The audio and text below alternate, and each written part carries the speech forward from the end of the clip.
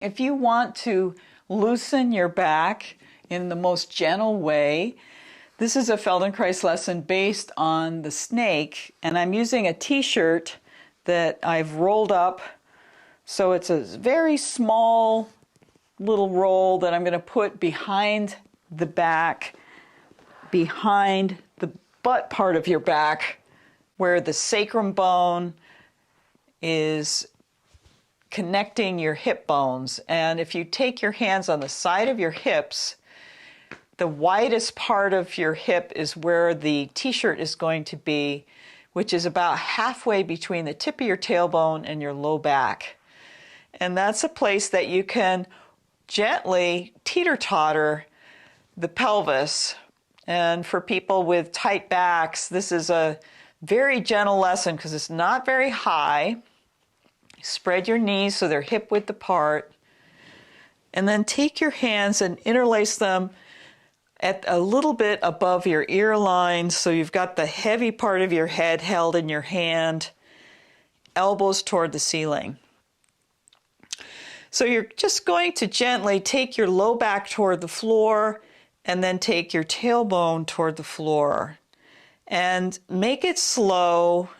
And this snake-like movement, what we're going to do is move so that you are slowly coming upward on the floor. So you might need to lift your shoulders a little bit and your head, and then take your low back toward the floor and move up your whole body upwards. And so your butt is moving up above the t-shirt. Now take your time, so this is a slow little undulating movement of rocking, and at some point your low back is going to come more and more into the floor. You might need to move your feet up. If your legs cramp, you can lengthen your legs so they're not so bent. And make this teeter-totter now. You're going to be much closer to the tailbone than to your low back with the t-shirt. And then keep moving slowly up. You'll have to, at some point, lift the pelvis a little bit to make this undulating motion. Let's not go all the way yet. Just take out the t-shirt and rest for a moment. Lengthen your legs, lengthen your arms, and just feel the contact with the floor.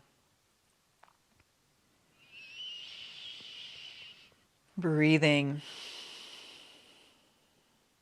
This lesson can be very helpful for lots of things, including sciatic pain, SI joint issues. So let's come again, and you might need to scoot down. You can tilt your knees side to side to scoot down. Take the t-shirt so it's underneath the wide part of your pelvis. Lift your butt in order to do that. Lengthen your legs so they don't cramp in any way. And if you want, you can also try this with your legs long. It's a little more advanced, but you can. Requires a lot more flexibility in the pelvis. I'm going to bend my legs just to make it a better demonstration. And then, again, repeating what we just did, make some small movements of tilting the pelvis either direction. And now lift your head so that your elbows are holding the weight of your head. And you'll find that puts more weight on the chest so that the chest can help with lifting the pelvis as your low back comes into the floor. And then the pelvis can inch up a little bit. At some point, you need to slide your shoulders up toward your ears to slide along the floor to move the chest. And this is right now more of a caterpillar kind of movement than a snake. The snake, every single segment, in the snake, every segment of the body is really engaged evenly, where the caterpillar actually has little feet. But moving off the t-shirt, and then take the t-shirt away and rest. And feel the difference in the pelvis. Bend your knees. Notice the difference there. And then we can do the same thing under the chest. Take the roll under your chest. And right at the point of the middle of your sternum, put your t-shirt roll right there. And if it's too pokey, make it smaller. You could use a dish towel or something smaller. Interlace your hands behind your head, bend your knees, and we're going to roll the pelvis upward and then bring it down and see if you can find a way to lift your head and just inch your way up with the pelvis and your head movements, moving up little by little and slow and steady. So you're not jerking the movement. You're breathing. My t-shirt's sliding a little bit as I do this.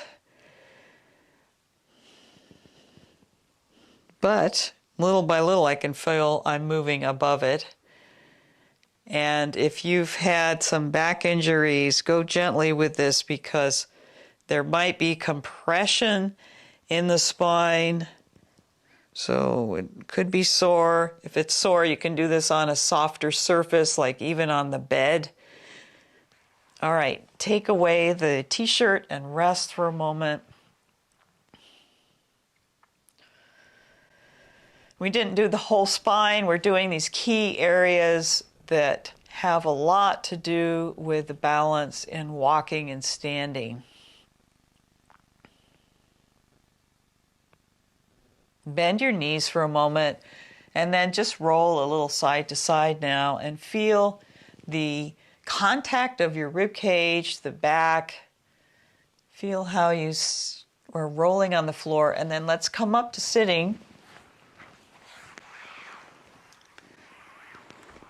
Come up to sit and see how it is to sit now.